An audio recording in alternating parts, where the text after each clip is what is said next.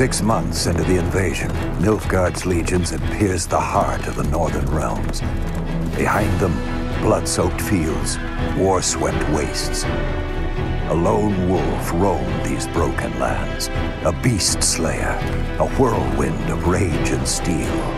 They say he was a man obsessed, chasing memories, faces, scents. Yet amidst the chaos, he could only follow his heart. All right, we're in the CD Projekt booth here at Gamescom, and we're talking about this gentleman, and we're talking about this artwork, and we're talking about this man, and this man's going to talk to us. Stan, how's Gamescom being for you? Well, it's going pretty well, Excellent. Now, you do the art. Explain to us about your role in the company. What do you do? Well, I have the pleasure to supervise a very talented character artist team as well as cinematic designers. Okay, with Witcher 2, you guys included that awesome opening cinematic that is, quite frankly, one of the best things we've seen. Any pressure then to deliver something even better for the third one? Well, we are cooperating with one of the best CG companies in the world, so definitely they are striving to do their best, and I think that you will really enjoy the new intro for the game. And you've sort of mentioned that you were looking to future-proof The Witcher 3 for better resolutions and stuff like that. So how high a res can you get the assets? Well, we are constantly being, harassed by our tech team to decrease the resolution of the textures and to be very careful and very careful about the optimization stuff. But we do have the Uber settings and we do have next-gen equipment right now, so we can go a little wild with this. Excellent. Now, The Witcher is already a distinguished fantasy series. We know it really well, okay? And obviously enough, you're drawing upon the previous two games to inform your world for Witcher 3. But I'm curious to know, there's so many fantasy games out there, so many fantasy movies, books, films, everything, and they all sort of deal with this particular genre. I'm just interested to know, for yourselves, how do you make your fantasy game distinct and unique to you, but at the same time maybe touch base with those things that people expect from the fantasy genre? Well, they are not about the monster slayer, that's for starters. No, but definitely that's an open world RPG which is distinguishable because of its story-based. Because it's story-driven and very intense in this regard. So other RPGs, alright, they are okay, I also play them very eagerly, but this story that you want to get into is very, very deep and very, very unique, and it's unparalleled in terms of fantasy RPGs. Well, I mean, how do you look at when you're designing the creatures, you're designing the characters? What sort of inspirations do you guys look at to try and create these things?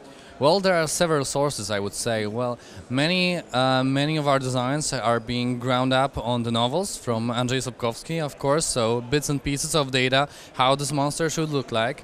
Many of our inspiration comes, secondly, from the Nordic and Celtic and Slavic mythology, legends.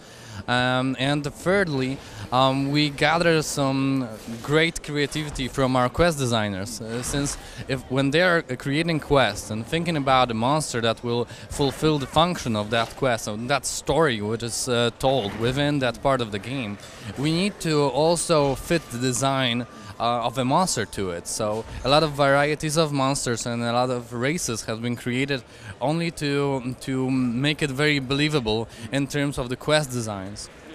So would it be a case of then one side of the team would be like, right, we need a big boss monster, and you guys present a design and they say, but we need the monster to leap. So then you take it back and redesign the legs. Is it just back and forth until you guys? It's back and forth as a communication between different departments. So to give you an example, you've probably seen the Ice Giant we've shown 2 years back, and in the initial design, the Ice Giant had just leather on him. But what we found out about his story, about his background, is that he was destroying ships and that he needed some kind of an armor. So instead of making an iron armor on him, we try to use this kind of a parts of the ships that he destroyed and put it on him to make it more believable. I mean, you know, you take a part of a ship, you take a rope, you just you know, tie it around you, and you have your equipment here, and it makes the game really believable. Excellent. Okay, like that. So you're telling the backstory as well with just the design of the character and with the armor. You're telling the whole backstory. That is very important, I believe, for the realistic game like this. So there is a lot of magic, a lot of fantasy in this game, but it also has to be believable. Well, let's talk about the main man himself, and it's a really good example because we've got his, what you say, his classic original look to him as he was, and now we have Geralt as he is now in The Witcher 3. Yeah. Now, obviously more mature, basically. Can you talk us through how you guys designed Geralt for Witcher 3, what you decided worked? Let's go from the top, basically. Well, of course there was a lot of talks about the hairstyle, whether he should wear the ponytail or not, about the beard, and we also are still not sure whether it will be customizable in the game. I hope so, but we'll see. The looks of the face and the looks and the beard itself, like, ask him the age that we needed, because it's the end of the series, so he is getting older and older since he is a mutant, of course. If it comes to the swords, we put a lot of effort into the endings of the swords, as you see here and here. Those are different ones, so that you can distinguish between the silver sword right here and the steel sword, because the Witcher is known about from that he wears always two swords, one for men or humans, and the other from magical creatures. And mainly, and of course, the armor itself. The armor was something that it has been iterated for a lot of time. It's like the concepts for all the special armors for The Witcher has been just took us like months in creation, like iterations over and over again, to provide not only the values that Witcher should communicate, meaning killing monsters, build up the defense. Before the monsters, but also we put a lot of effort into little details, so that you can see how he could just put it on. With the belts and stuff. With the belts and everything. 'Cause, I mean, some of the guys and some of the people could say it's just a game, so it's just whatever how he wears it off.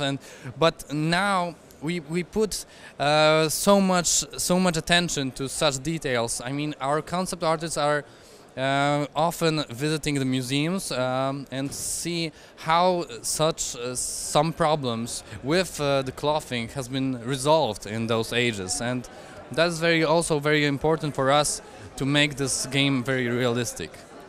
Because with the original design, it was more sort of cloth. It was more like tunic, but Geralt's more armor. There's more an emphasis on almost battle armor with his design in Witcher 3. Why take that particular road? Well, actually, we take both roads in Wild Hunt. The game has to be filled with a lot of content, so you get to choose whether you would want to go more light and be more agile, be more quick, or more heavy armored, and then be more robust to harder enemies maybe, but slower. Okay, excellent. And you said about the armor, you guys were iterating that over and over and over again. What was it, because you wanted to make sure it looked like it could fit on, or were there other reasons? Well, there was like many reasons. Like some reasons, like something didn't fit right, something was not cool enough. So, for example, or something was not reliable. It was like he wouldn't wear that. Some people will say, like, he's a Witcher. He needs to like kill a monster effectively. It's not a fashion show that we're going on right here. So yeah, there was a lot of arguments and a lot of laugh, but also a lot of hard work in terms of designing his armors. Just touch upon his face, actually. Obviously, heavily scarred man. Have you guys got a backstory even for each scratch, each scar on this? There are also a lot of backstories there in the novels, of course. In the games itself, we try not to add more on his face, at least. But the face itself, it was also like never finished, work in progress kind of a thing. I gotta ask this because obviously the swords in the back pulling, like very dramatic looking. I honestly wonder whether you could be able to do that. You know, I would do it and get to the point, and the angle of the sword would get the tip of the sword gets stuck. Did you guys test this out? We do have a lot of replicas, as you see, but what we even added recently to the game is are additional animations of waving your hand in order to correct the scabbard, so that you can correct the angle on which you draw the sword. So just not to detach it with the fake feeling. What is that? So personally for you, I mean, the game's going to be very rich. We're going to see multiple creatures, multiple characters. But personally for you, is there been any sort of like development sketches come through any particular character or creature that you personally have went, yeah, I love that? Since E3 and since the making of the demo, we really iterated on Godling. So everybody loves Johnny right now. So and it's just a tremendous character to work on. And when we implemented the mimics and when we added the fantastic voiceovers for him, it just made our favorite top list. Fantastic. Now, is there any thought behind releasing an art book of The Witcher 3? Is that something you guys want to do?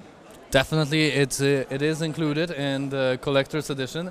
Over there, you can see. It's still being iterated. Let's actually come over here and take a look at this. All right. Yeah. Oh, very nice. We still are adding, filling it with the content. But yeah, the art book is a part of the collector's editions, as well as the magnificent statue of Geralt fighting Griffin, one of our crown jewel in terms of character development, the monster development, the fantastic model that we worked on also very hard. Talk about doing this, because obviously special editions these days do come with these amazing statues. Do you guys have a particular company you use to do these? And is it a case of just collaborating with them? You give them a development sketch, say, think you can do that, and just leave them to it? No. I'm laughing because there was so many remarks about the color of the feathers, for example, or we added the blood on the sword, which was not present previously. So each of these details were just like done by our concept artists, who actually designed the armor as well. So I gotta ask, I mean, it's a fantastic piece, but how long does something like this take to create? Not in terms of just build the one, but getting, as I say, sort of forming the idea behind it and creating and eventually going, right, that's the thing we want to see made. Well, it wasn't just from day to day just that the idea came up. It was we have different ideas for that, but showing the griffin, it's just like a magnificent creature, and yeah, I think that we did a pretty good job on this. I think it looks all right. I think you should be happy with it. Yeah. I would love to see it on my desk, and we will. After the game is finished, every developer will receive a collector's edition. So I was going to say, yeah, when you actually wrap up the game's released, do you guys actually sit down, crack open a retail copy, and just play through yourself? No. We play through it over and over again, like during the development, and after we receive the pack, I personally do not touch it. Like I keep it, wrap it up, and as a trophy. But of course, we have stable digital copies of the game, so we can play it through. And what is fun about it is that since the living world is being developed by many different teams across our studio, I will be amazed and I will be surprised, and I know that right now, with all the content that the guys have been creating throughout the years of development the game. Because I'm doing, of course, the items, I'm doing the creatures for the game, but what they created out of it, how do they combine it, and the special stories of this game is really, really unique and fun. Even you can be surprised. Yeah, definitely, yes. There are like random encounters even aside the side quests and main quests, so it's hard to say what is out there. But I was going to ask that, sort of wrapping up then. I mean, once the game's done, can you, or in fact any project that you do, can you actually sit down and just play the game and enjoy it for what it is? Or when you're playing it, are you seeing those things that you made, or you remember a development process, a particular point in development, stuff like that? Yeah, but that actually do not destroy our experience while playing the game. But yeah, we are definitely have a lot of stories related to you know, different characters, different models, different armors as well. So yeah, the memories come to you when you play the game and you say that, oh yeah, I had to like remind this guy like 5 times to correct this little thing. But yeah, we do enjoy playing the game. We played a lot recently since we are at the phase of finishing the game, the polishing it. So yeah. Listen, thank you very much indeed for taking the time to talk. Let's have a great Gamescom. Thank you too.